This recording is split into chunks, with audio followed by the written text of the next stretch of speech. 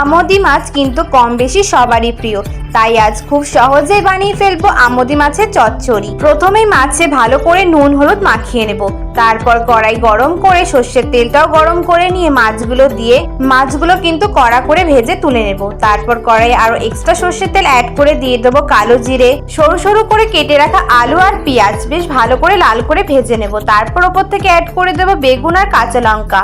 ভালো করে কিছুক্ষণ নাড়িয়ে নিয়ে ওপর থেকে একে একে দিয়ে দেবো মশলা, হলুদ গুঁড়ো, লঙ্কার গুঁড়ো, নুন দিয়ে ভালো করে কষিয়ে নেব।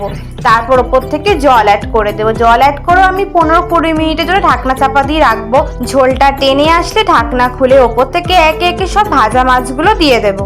আরো 5 মিনিট ফুটতে দেবো। তো রেডি হয়ে গেছে আমাদের খুব সহজে আমোদি মাছের চচ্চড়ি। তোমরা কিন্তু অবশ্যই একদিন এই রেসিপি বাড়িতে ট্রাই করবে, সবার অনেক অনেক ভালো লাগবে। দেখা হচ্ছে খুব শীঘ্রই নতুন একটা ভিডিও নিয়ে। Thank you for watching, bye by.